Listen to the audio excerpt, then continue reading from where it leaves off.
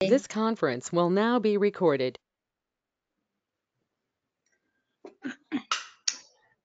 Good evening, everybody. I'm going to call the meeting to order now at 7:05 on March 28th. Everybody from the committee is with us this evening. We're not missing anybody, so that's great. And the first thing I'd like to do is find out if anybody has any comments or changes or corrections to this evening's agenda or additions. Anybody? No. Okay, thank you. If I could have someone make a motion to adopt this evening's agenda, please. Cassette, thank you. Sure. Someone to second? Gloria, thank you. All in favor? Okay, carried. Could I also have, well, actually, sorry, does anyone want to make any changes or comments on the minutes from our last meeting from February 28th? Anybody? No? Okay, if I can have a motion to adopt those minutes, please. Or, sorry, approve those minutes. Sharon, thank you. Someone to second? Corinne, thank you. All right, all in favor? Everybody? Yes? All right, carried. Yes. Do we have anyone who would like to make a disclosure of pecuniary interest this evening? Nope. Okay, very good. Next item on the list is the treasurer's report. And I don't believe we have any activity in our finances, but Barbara, do you want to confirm There's that? nothing to report at the moment. Okay, no change from the month, which is no change from the beginning of this year. Okay, now we're into business arising from the previous minutes. The first item 2.8, is the municipal register update, review of properties considered as properties of interest for the register. We did, since our last meeting, or actually since the end of January, we've received some objection letters. We've received a number of inquiries. And most of which we've responded to. However, the council does need some recommendation or some advice from us as to which of those objection letters are warranted and which of them should stay on the register. So I've just written some notes here. I've got a little bit of a preamble on this. I'm just going to read. Just to remind everybody, the Heritage Act, the Ontario Heritage Act, does allow municipalities to task their heritage committees with preparing a registry. And we've done a couple rounds of this register in the past. The first two rounds, we did alert the property owners that they were being put on the register, and we held a public meeting. This round, because of COVID, we decided that we would alert them by letter. And in the letter went out on January 28th, and sorry, maybe it was the 24th. Yeah, January 24th. And in the letter, we said that they could file an objection letter at any point. And to date, we've received about, I think, 25 inquiries. So previously, the first two rounds of the registry, we were not required by the Act to notify the owners, but we did so as a courtesy. Now with Bill 108, we are in fact required to notify them. That's why the letter went out this time. So of the inquiries, of the letters of objection that we received, we did review them. There's about 13 of them that we reviewed and determined that, in fact, those homes still did meet the criteria outlined by the Heritage Act. And the members reviewed those homes again, reaffirmed that the criteria has been met, and the owners in their letters did not outline any reason, or sorry, they didn't provide any evidence to the contrary, didn't give us any explanation as to why they thought they didn't meet the criteria. So in light of that, we're going to probably recommend that those 13 homes stay on the register. And there were some homes that are coming off the register that we're going to recommend come off the register because of some technical issues, technical mistakes rather, that there were one or two instances where we had the green number recorded incorrect. There were a couple instances where we had wrongly determined a property to be an old property when in fact we discovered that it was a reproduction and it wasn't original. So, kudos to whoever built those houses because they did an excellent job in making them appear legitimately authentic and old. However, they are reproductions, so they've come off the list as well. And there were a couple instances where there were properties on the list that were hangovers from the list a number of years ago, and they didn't make it onto the previous list because we were missing information about them, mostly lot and municipal address information. And since then, a couple of those properties have in fact been demolished. So unbeknownst to us, so they can come off the list as well. So I'm calling those technical mistakes. The 13 homes that that the committee has deemed still meet the criteria, they fall into one of three categories. The first one being that they are representative or an early example of a style or material. So as an example, this might be a stone house or a log house. And as far as style goes, it could be an example of a house that's a Gothic house or a Victorian house. So those are examples of a lot of the farmhouses that are in. The second criteria that most of these houses fall into is that they have the potential to yield information that contributes to the understanding of the community, i.e. that would be the settlement of Mono or the pioneering area of Mono or the original farming routes of Mono. And the third criteria would be that these homes help to define or support the character of Mono by way of being physically, functionally, or historically linked to their surroundings, which of course all original farmhouses fit into that category. Just sort of as a summary, the main purpose of the register, as we all know, is to alert the town of any demolition permit applications, and which could result in the loss of a historically or culturally significant property. The assessment of a house for designation is completely different than the assessment of a house to go on the register. And of course, the designation is a much more in-depth process. The homes on the register are only being assessed right now to determine if they have the potential to yield information that contributes to Mono's cultural heritage. So the operative word, the key word here, potential. Whether they do in fact yield information would be determined through a much more in-depth review of the house if it were slated for demolition. And even at that point, it could be determined that an investigation isn't warranted. So this being on the register is a very preliminary, more of an identification process. Does anyone have any comments they want to add to my thoughts on that? I have one question, Kirsten. Yes, I know ma'am. you had said that people didn't necessarily give enough information to justify why they should not.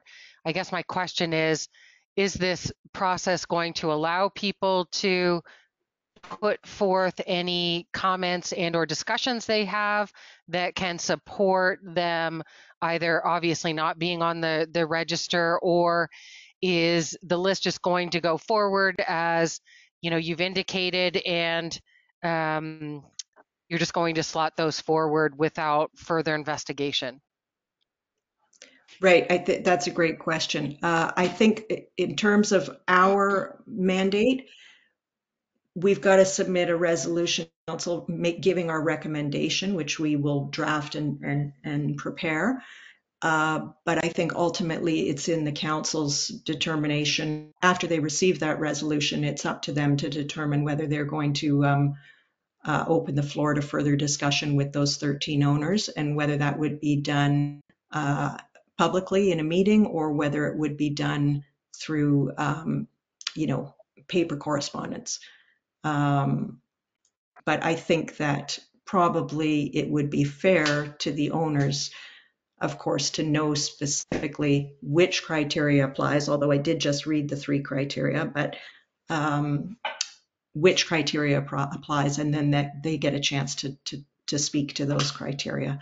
But I feel like the letter was quite clear about what the criteria was, and that I think most people can see which criteria applies to their house. But if they want to speak specifically to us, of course, the Heritage Committee and myself are always open to that kind of discussion. But I think the format of that will be up to council to determine. Thanks. No, I was just concerned with the amount of, and was quite surprised, to be honest, with the amount of people that retained counsel to address the issue. So I'm just also looking at dollar value. It's certainly cheaper if we have a discussion with some of those owners versus, get into some kind of legal battle, without having full disclosure and those kind of things. So that's the only reason that I raise that, as well as when I look at dollar value. As I said, I was quite shocked at how many people had retained counsel, and that's why I had said at our last meeting that I believe that we need to respond to these inquiries as a result of just the route and the I guess the route that people have taken, being obviously one of litigious nature. I just think that we should, or council should, at least address them. And hopefully if we can not engage 13 lawsuits, that would be fantastic. That's all. Yeah, I agree completely. Yeah, if we can have constructive conversation before going down any kind of legal, that's the way to go for sure. I agree. Yes, Sharon. Perhaps Fred, if he's there, could clear up what the legal obligations are of the committee, if he's there. And Okay. what are the chances that the Heritage Committee, the council, are going to be sued because they put this registry together in any way, shape, or form? Okay. So the members of the committee are protected by the town of Mono for their actions, as long as their actions are legal and are not negligent. Negligence is a high standard to meet to prove negligence in a court of law. There has to be intent and damage shown in order to meet the definition of negligence.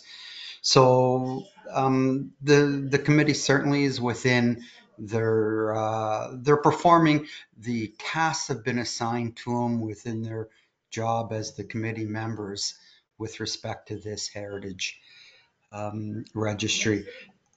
That doesn't stop anyone from filing a lawsuit if anyone wants, but it would be defended by the town.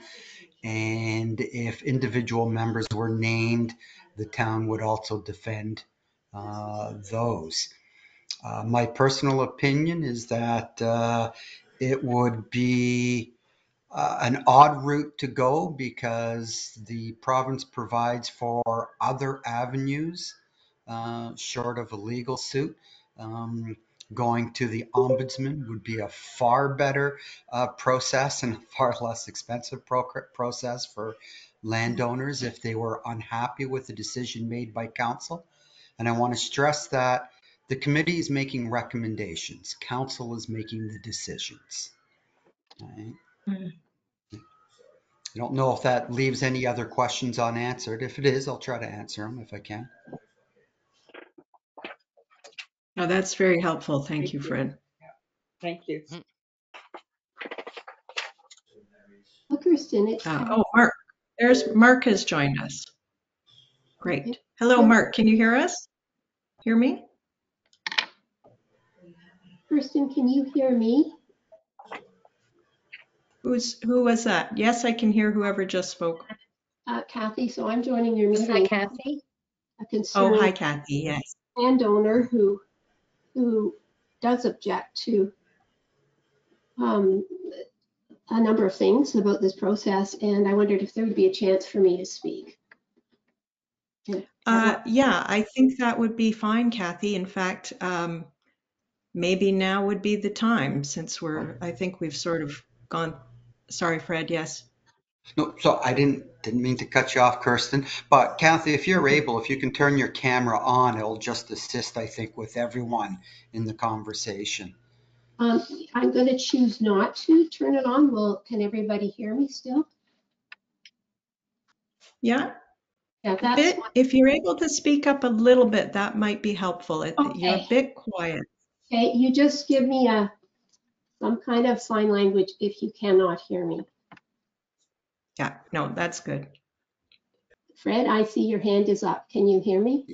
Yeah, again, if possible, for the record, if you can just, identify who you are, and you don't have to give your full address, but if you want to, if you can, if you'd like, Yeah, but at the sure. very least, indicate that you're a resident of Mono. Yeah, my name is Catherine Lindsay, and my spouse's name, we jointly own, John Riley and myself own a property on the 5th line, Mono, and I hope the committee has all had a chance to read our letter, which was actually addressed to the committee and to council and the mayor. We asked for an acknowledgement of our letter, but did not receive it. And we asked for that because we do intend, like other landowners, to contact a lawyer if our objection is not honored. I've looked around and I've read about what other towns and townships have done with their heritage registry, and there is a variety of approaches. And I would really recommend that the committee have a look at the township of Tiny, for instance. And that's an example where it's very much a collaborative process. So it's the landowner that recommends their property to the committee, or it could be another resident. And then at the time, and then the committee prepares a report that is shared with the landowner. And then there's a meeting to which the landowner is, or the property owner is invited, and a decision is made about listing at that point. And I think a collaborative process is important because this is a public list, and people have a right to have their privacy and personal information protected under the Ontario Municipal Freedom of Information and Protection of Privacy Act. So many townships have gone on ahead, and those lists are available publicly. The lists of listed heritage properties, and many townships also have interactive maps showing the locations and details of the property. And I think if you were going to do something like that, which Mona has started, there is a public list, you should have the landowners and property owners on side and supporting the whole process. Because when you come down to the bare bones of it, it's the landowners who are going to do the work and have been doing the work of loving and protecting and looking after the heritage structures on their property.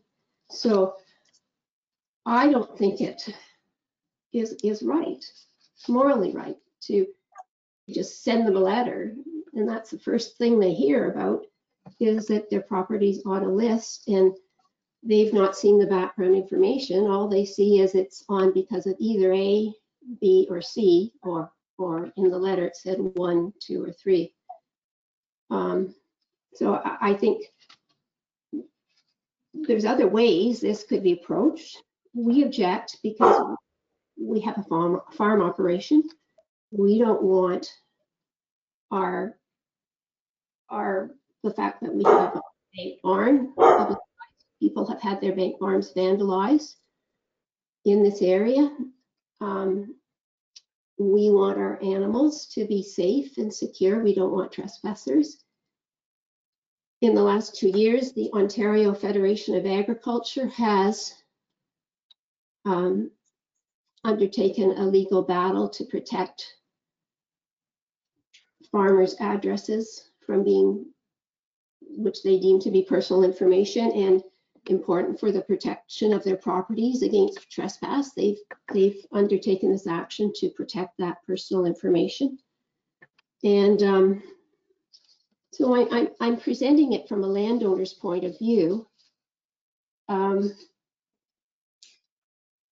think, I really hope you will read our letter.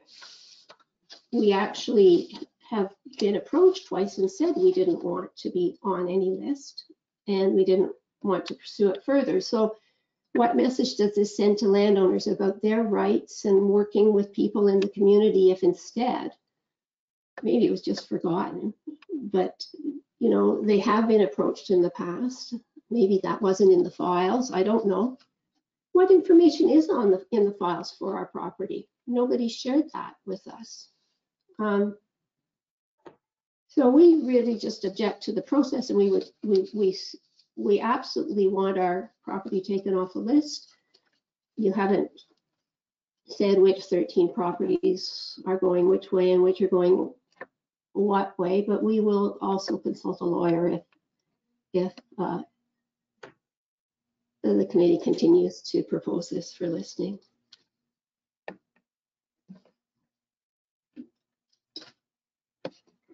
And thank you. You can see I'm upset. I am not as upset as I was at first, in the sense that this was just shocking to receive the letter that was sent and no background information. Nothing specific to our property. Anyway, thank you for the time.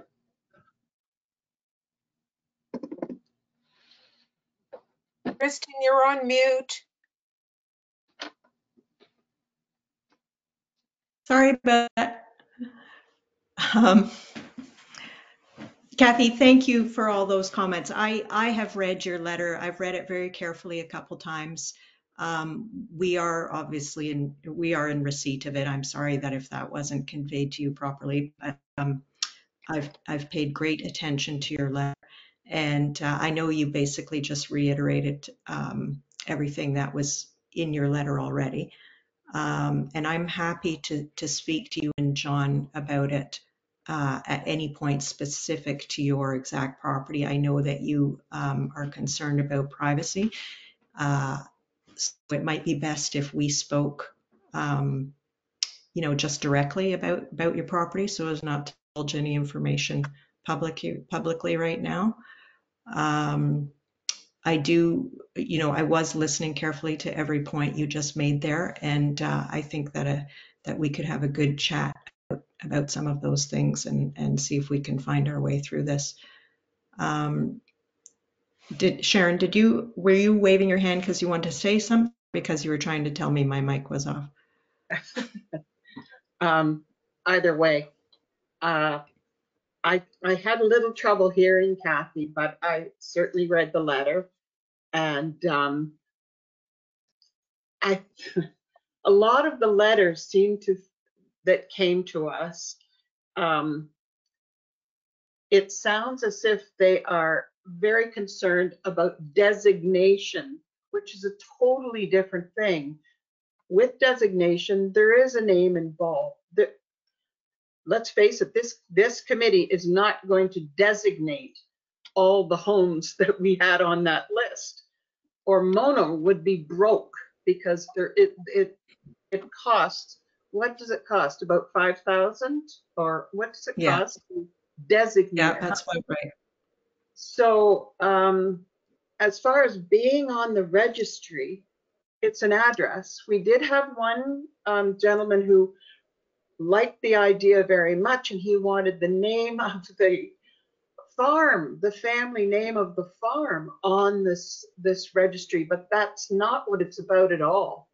it's an inventory. It's just a list. And as far as privacy, first of all, I don't know who other than Mono is going to see this list. Well, may I And speak? it's just, you know, if someone wants to designate, they're the ones who come to the committee and talk about designation. That's happened in a number of instances. And all those beautiful homes along the corridor that leads into the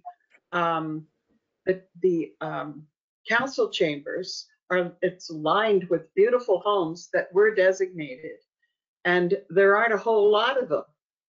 So I really think that there is a problem with knowing the difference between registry and designation. There really isn't much attached to registry at all. It's any personal information. It doesn't say this is a sheep farm, or this is this is where the milk comes from, or any of those things. It doesn't say any of those things. It's just No, there's on no, a list. So you're may I, right. There's no private information that is on the list other than a street address, which obviously is not private information. So it doesn't have the owner's name or anything like that. In fact, you're more exposed to the public just by virtue of being in reality and someone driving past the farm than you are having your name buried in a list of 200 numbers in the vault of the council. So I don't think there's any concern about, there's definitely no concern that this is going to result in people showing up on your property or driving down your driveway. I have 100% confidence in that. well, may I just speak to something? So I've certainly researched this. I do know the difference well between designation and a property being listed on a registry. So I'm well aware of that. Now, there may be confusion there could very well be confusion amongst others in the community of the 233 people who got letters in the mail. But I know the difference. And I don't want to have my concerns dismissed as saying there isn't a concern for privacy by our address and lot and concession and what's on our property being on a list. So it does say that there's a stone house and a bank barn, and we are a farm. And bank barns have been targeted for, when I say vandalism, people arrive and strip the barn boards off one night, or they arrive and go down a line and they take all the copper wire off the side of the barn that would attach to a lightning rod, or they steal things out of the barn. And we have had, it does happen, and I don't think that is something that the Heritage Committee may be aware of, but it does happen. Under the Municipal Freedom of Information and Protection of Privacy Act, it says that local government institutions are required to protect the privacy of an individual's personal information existing in government records. It also gives individuals the right to request access to municipal government information, including most general records and records containing their own personal information. So that's an act. How does that relate to the Heritage Act? But the committee has not shared with us what information you have on file about our property. I would have thought, that would have been a nice first step in an overture and a personal outreach. And to me, it sounds like we have a right to that information when we could request it. Anyway, thank you.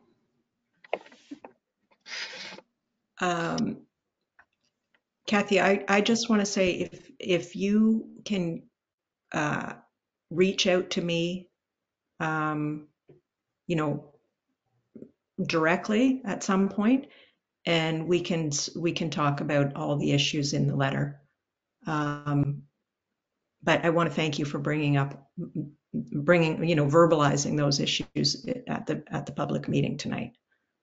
But again, I don't want to sort of go down a rabbit hole of addressing each of them independently specific to your property. I don't think that this is the forum for that, but it is the forum for you to have voiced them all, and we appreciate that.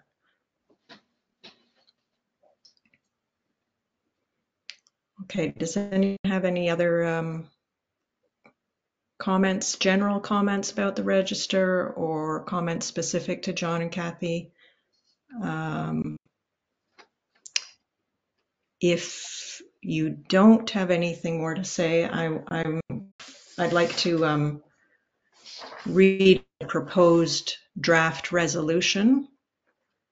And if everybody's okay with the wording, then we can make a motion for it. What I've drafted here, the resolution of advice to council dated today. Mono Heritage Advisory Committee at its meeting of March 28th requests the council consideration of the property. Mono Heritage Advisory Committee recommends that the 13 properties on the attached list remain on the registry because they meet the criteria as set out by the Ontario Heritage Act. The list will be attached to the resolution, and it will show the addresses and the applicable criteria for each of these 13 properties, just so there's no confusion. Before, in our letter out to the public, we had the criteria all listed, but now that we've just dealing with 13 specific properties, we can actually indicate which criteria applies to each property. So I'll attach a list to the resolution, and I think we should also maybe put a blurb in there letting council know that we're open to further discussion with these property owners. So that would be my recommendation for the resolution. Does anyone have any thoughts or additions that we should put in there? I just have a question. Are we going to, and I know you know why I'm asking this question, are we going to just talk about the list ahead of time, or do I have to wait to find out whether or not my property will be included in that list? Well, I think, Corinne, in your case, because you have a conflict of interest, that you can either, you could either wait for the list, or we could talk privately after the meeting if you like. But yeah, I don't know if Fred can comment on that or not, but I think that's probably appropriate too, because I don't want to go down the path of discussing each property individually and divulging the owner's names or the addresses or anything like that. So specific to yours, I think we better follow that same protocol of not discussing your particular property in a public forum, and we can talk about it independently later, if that's okay with you. Yep, no, that's fine. Okay. Fred, is that okay, that process? To do it that way? I don't see any problems with that. Again, the committee is not legally bound by the Conflict of Interest Act, and there is no financial incentive one way or another, which is also a criteria for the Conflict of Interest Act. So it's a matter of personal opinion if you want to declare a conflict or not, because there's no legal requirement for either because of those two reasons. Okay. So Corinne, I think that means it's sort of up to you whether you wanted to, view it as a conflict, or whether you want to talk about it now publicly, or whether you want to just talk later about it. No, we can talk later, because all I'm curious is whether or not it's still on the list, if I'm one of the 13 or not. And then, quite frankly, whatever action will happen later is different. I just wanted to know Okay. yay or nay. That's it. Okay. Feel free to call me later and we can talk about it.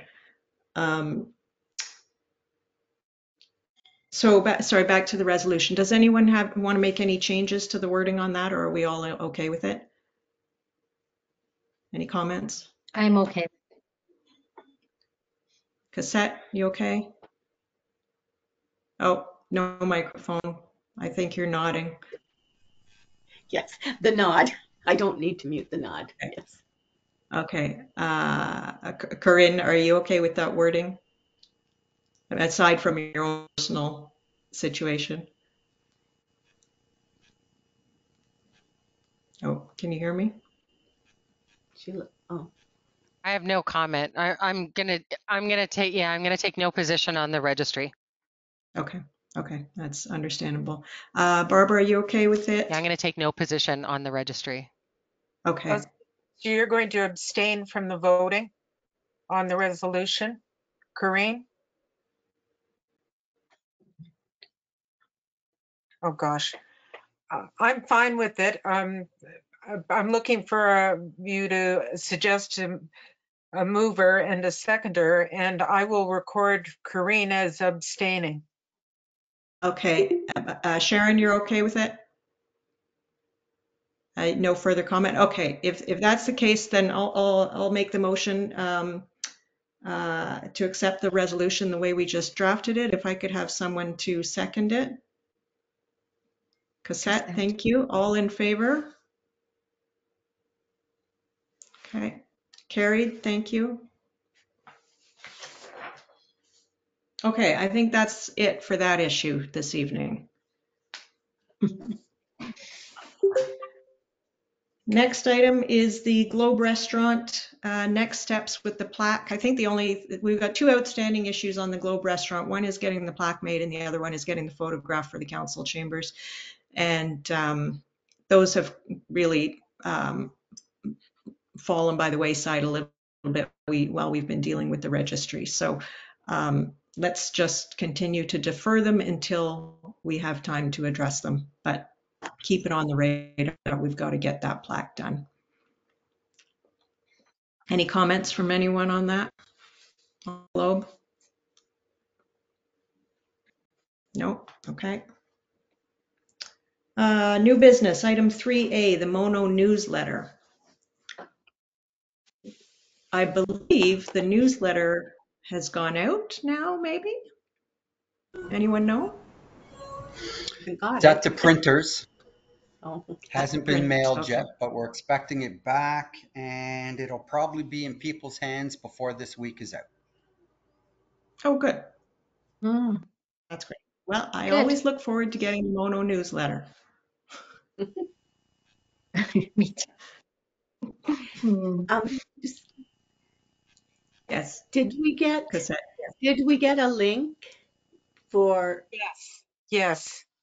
Okay, thank you. And we had changes on the layout and the fonts as well.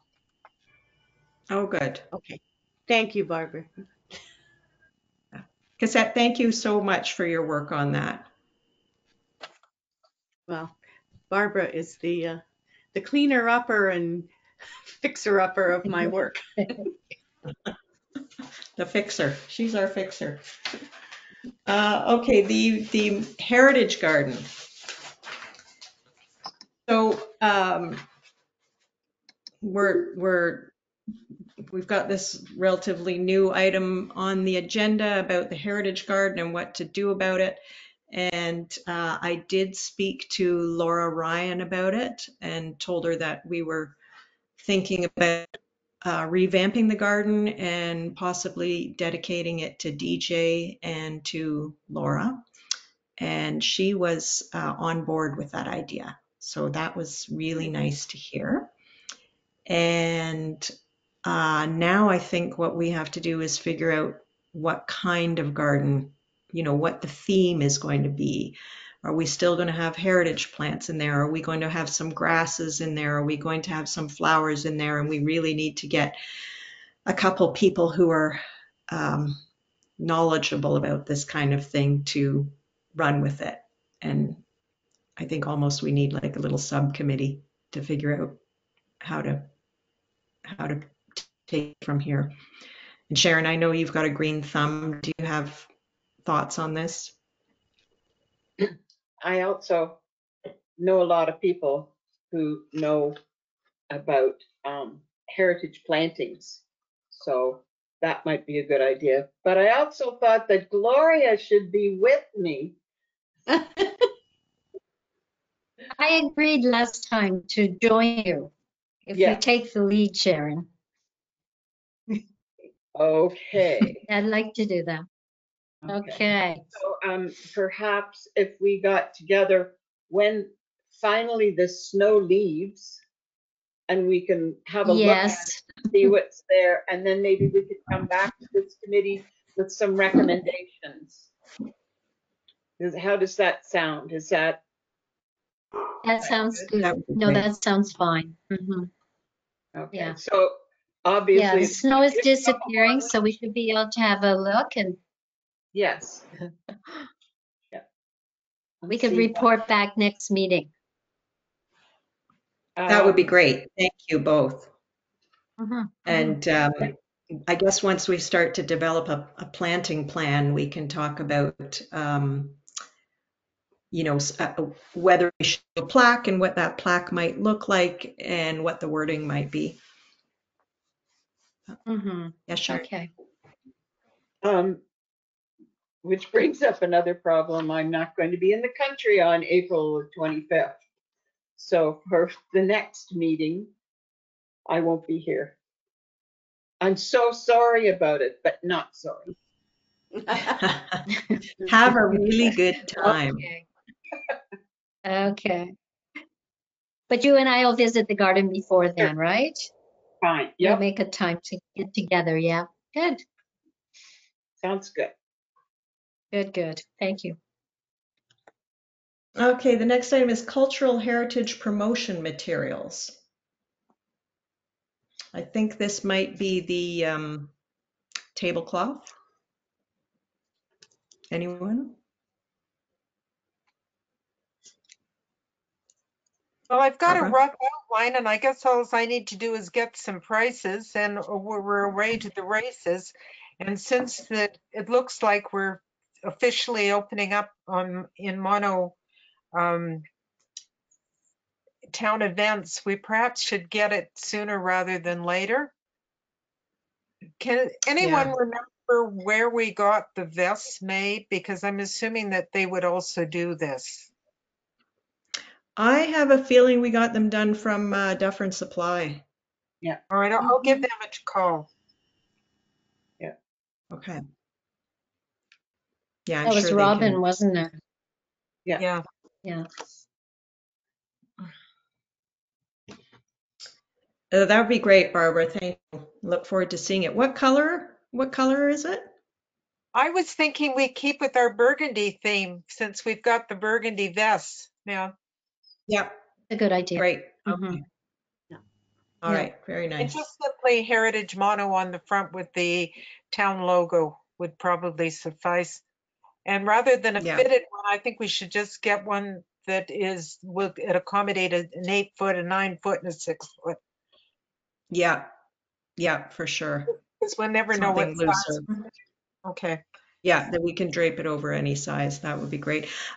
Do you think we need to have the town logo on it? That might be, that might add to the cost. The town logo is quite intricate. I'm not sure if that's required. What does everyone think? Think we should have it on? Yeah, I think I so. think so. Yeah, I okay. think And I don't think that's going to add too much to the cost. If Dufferin Supply is probably already, I ran it by my rough sketch to Andrew Dahmer, and it seems to work. So it's fine. It'll be all right. Okay. Great. All right, presentation support framework for future town events. Anybody want to comment on that? Barbara, did you put that on the list? I did, and that was make mono shine and anything else that's going on in the town that we should be involved in.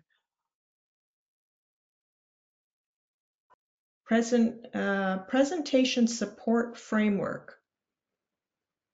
Yeah, are we going to make copies of the designated properties that are in the downstairs hall for viewing at any of these public events? Can we run off Yeah, some, even a actually, Xerox sorry, I was going to say, I plaque actually mount? do have nice glossy color photographs of all of those in 8.5 by 11 format that we can put out on our boards. Do you have frames for them? No, I don't have frames, but they are mounted on a black mat. So they, they sort of read as Oh, being on a black frame. They look okay. And I think enough. it might be better to keep All them right, so out of that, frames because that way we can pin them in any configuration we want on a bulletin board. okay. So we've got the Make Mono Shine barbecue on April 23rd, and we were invited by Kim on the rec committee to have a table there if we wanted. I'm not sure that's the best thing right now. I'm not sure if we have the manpower to man it. Sharon's away. I will be available. Sharon, are you waving? Yeah, that's what I was going to say too. I think that uh, maybe we don't need to be there. When we have an indoor event, when we had Winterfest, that was really good. I think we caught a lot of people and showed them what we were doing and what we had. And that was really good. But I'm not sure how this is going to be mostly an outdoor event. So Mhm. I don't know if it fits with us, but Yeah, I'm not sure it really fits our objective. yeah, I, I'm sure there are going to be other things coming up soon because we've had a lot of nothing happening for a while. So I think that we are going to have some community events where it would be entirely appropriate for the Heritage Committee to be there. Yeah, I completely agree. Go ahead, because I'm not going to be Is that I yes? I am also away that weekend, so that's Ah, really good. So you're really getting. okay. Okay. All right. Well, there we have it. All right. Well, no urgency on the tablecloth then. Um, cultural connections outside of Mono. Barbara, did you have something you want to say on that topic? Was that one of your additions? Well, I was wondering, are we still proceeding with memberships in the Ontario XYZ Society or whatever it is we were originally members? Because I haven't seen any bills or anything on behalf of that. Or do we subscribe to stuff that we haven't done? And do you need a motion for that? I think we're a member of the Ontario, which ones are we? National Trust, Architectural Conservancy of Ontario, and the Ontario Heritage Trust. I think those are the three that we're members of. And I believe because of COVID and because we weren't meeting in person, when we met in person, we used to get the municipal mail left for us, and we would receive the newsletters and all the correspondence from those three uh, associations. But because we haven't been meeting in person, the mail just sort of piled up at the town office, and I went and picked it up, I don't know, a month ago or something like that. And anyway, so we missed all that mail over the last year, but that's fine. It's just newsletters and that kind of thing. I mean, it's interesting to read, of course, and keeps us kind of in the loop, but under the circumstances, we didn't really miss anything. And I think I'd have to look into it, but I have a feeling we did renew our memberships for 2022. I think we renewed them in 2021, so the bills for those renewals would have come last year for the calendar year of 2022. Not totally sure about that. To look in the records. suppose that's something we should do. I mean, I guess we should decide if we want to continue being members of these three associations. I do find the Architectural Conservancy of Ontario newsletter really, really helpful and interesting because it often has stories about how other heritage community committees are handling contentious issues. It's been real. I find it to be very helpful. I think that one we should definitely renew. Yes, Cassette.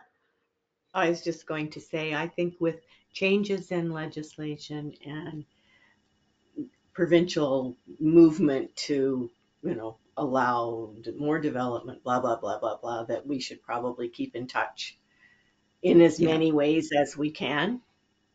Yeah, absolutely.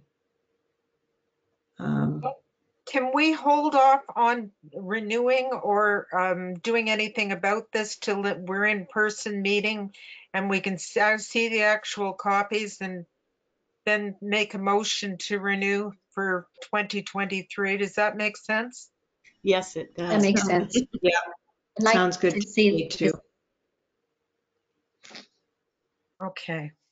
Let's do that. Okay. Barbara, if you could just keep it on the agenda until we, so we don't forget about it until we meet again in person. I think I think I might have missed, oh yeah, I missed the first item about the Mono bicentennial. I guess there's some debate about whether Mono's founding was 1823, 1832, or 1850. Nobody seems to know. I guess we should probably figure that out. So, How do we figure again, that out? Who knows? yeah, Does the I think museum know?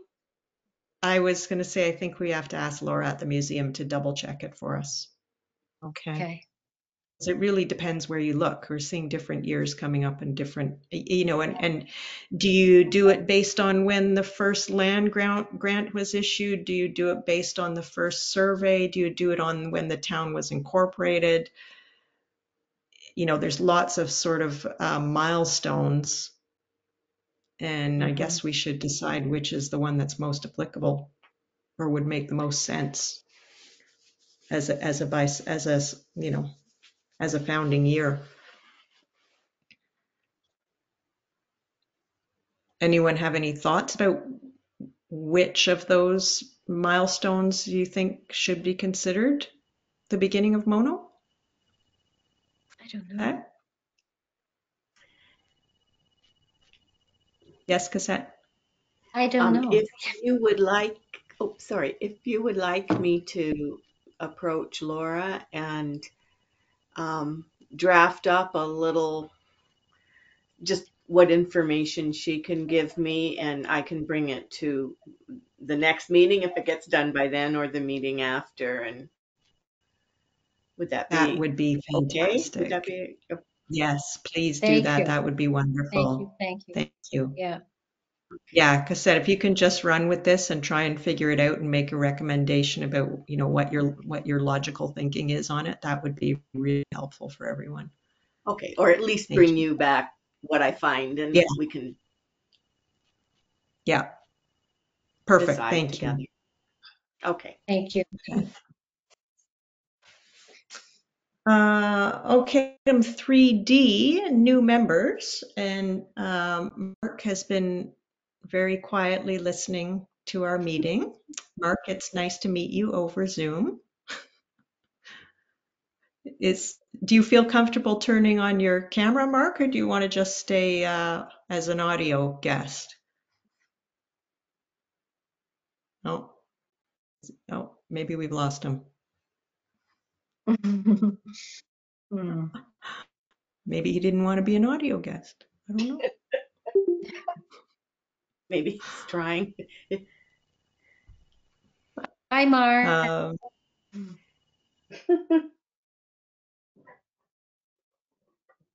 All right. Well, No we've lost internet.